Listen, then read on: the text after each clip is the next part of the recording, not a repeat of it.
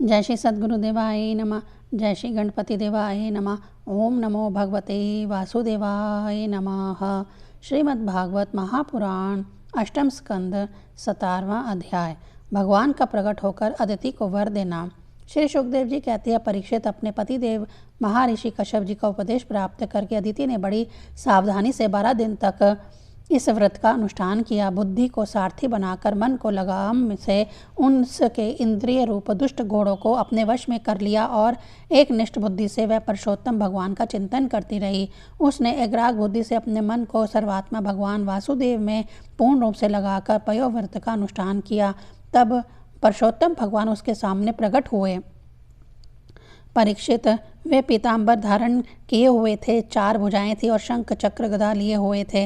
अपने नेत्रों के सामने भगवान को सहसा प्रकट हुए देख अदिति सादर उठ खड़ी हो और फिर प्रेम से विह्वल होकर उसने पृथ्वी पर लौटकर उन्हें दंडवत प्रणाम किया। फिर उठकर हाथ जोड़कर भगवान की स्तुति करने की चेष्टा की, परंतु नेत्रों में आनंद के आंसू उमड़ पड़े और उससे बोला ना गया। सारा शरीर पुलकित हो रहा था। दर्शन के आनंद उल्लास से उसके अंगों में कंप होने लगा था। वह चुपचाप खड़ी रही। परीक्षित, देवी अदिति अपने प्रेम पूर्ण नेत्रों से लक्ष्मीपति, विश्वपति, यज्ञेश्वर भगवान को इस प्रकार देख रही थी मानो वह उन्हें पी जाएगी। फिर बड़े प्रेम से गदगद वाणी से धीरे धीरे उसने भगवान की स्तुति की। अदिति ने कहा, आप यज्ञ के स्वामी हैं और स्वयं यज्ञ भी आप ही हैं। आयोचत, आपके चरण कमलों का आश्रय लेकर लोग भवसागर से तर जाते हैं।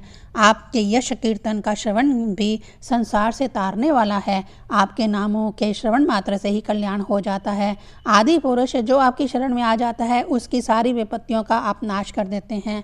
भगवान, आप तीनों के स्वामी हैं। आप हमारा कल्याण कीजिए। आप विश्व की उत्पत्ति, स्थिति और प्रलय के कारण हैं और तथा विश्व रूप भी आप ही हैं। अनंत होने पर भी स्वच्छंदता से आप अनेक शक्ति और गुणों को स्वीकार कर लेते हैं।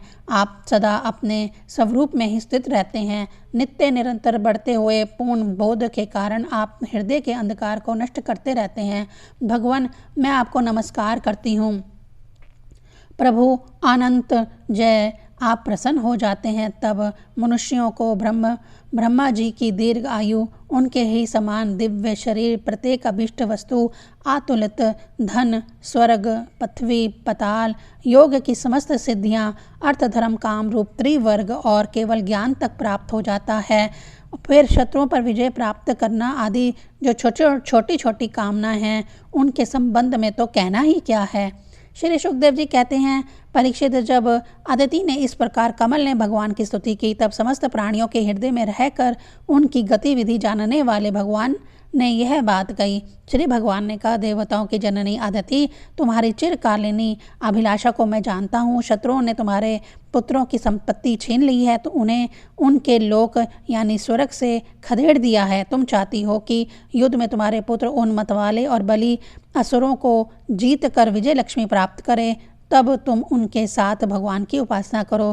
तुम्हारी इच्छा यह भी है कि तुम्हारे इंद्र आदि पुत्र जब शत्रुओं को मार डाले तब तुम उनकी रोती हुई दुखी स्त्रियों को अपनी आँखों देख सको। आदिति, तुम चाहती हो कि तुम्हारे पुत्र धन और शक्ति से समृद्ध हो जाएं, उनकी कीर्ति और ऐश्वर्य उन्हें फिर से प्राप्त हो जाएं तथा वह स्वर्ग पर अधिकार जमाकर पूर्ववत विहार करें। परंतु देवी, वे असुर सेनापति इस समय जीते नहीं जा सकते, ऐसा मेरा निश्चय है, क्योंकि ईश्वर और ब्राह्मण इस समय उनके अनुकूल है।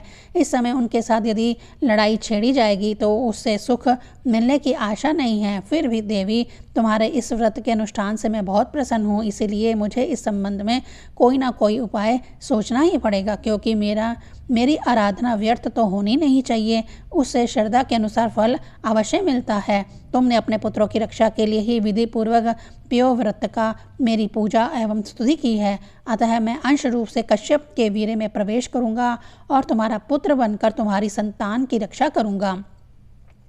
कल्याणी, तुम अपने पति कश्यप में मुझे इसी रूप में स्थित देखो और उन निष्पाप प्रजापति की सेवा करो। देवी, देखो किसी के पूछने पर भी यह बात दूसरे को मत बतलाना। देवताओं का रहस्य जितना गुप्त रहता है उतना ही सफल होता है। श्री सुखदेव जी कहते हैं, इतना कहकर भगवान वहीं अंतर्ध्यान हो गए। उस समय अदिति यह जानकर कि स्वयं भगवान मेरे गर्भ से जन्म लेंगे, अपनी कृतकृत्य का अनुभव करने लगी। भला यह कितनी दुर्लभ बात है। वह बड़े प्रेम से अपने पतिदेव कश्यप जी की सेवा करती रही। कश्यप जी सत्यदर्शी थे, उनके नेत्रों से कोई बात छिपी नहीं रहती थी। अपनी समाधि योग से उन्होंने जान लिया कि भगवान का अंश मेरे अंदर प्रविष्ट हो गया है।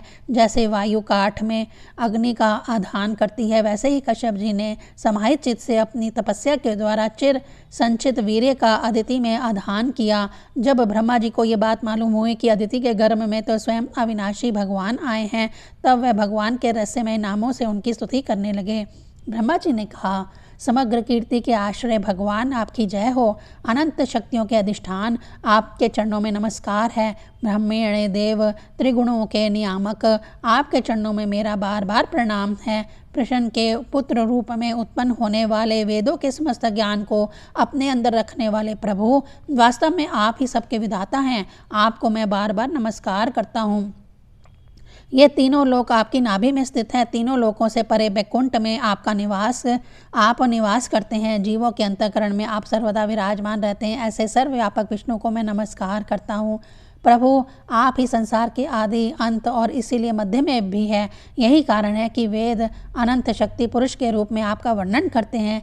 जैसे गहरा स्रोत अपने भीतर पड़े हुए तिनके को बहा ले जाता है, वैसे ही आप काल रूप से संसार का धारा प्रवाह संचालन करते रहते हैं। आप चर अचर प्रजा और प्रजापतियों को भी उत्पन्न करने वाले मूल कारण हैं। देवादिदेव जैसे जल में डूबते हुए के लिए नौका का ही सहारा है, वैसे ही स्वर्ग से भगाए हुए देवताओं के लिए एकमात्र आप ही आश्रय हैं। 17वां अध्याय संपूर्ण।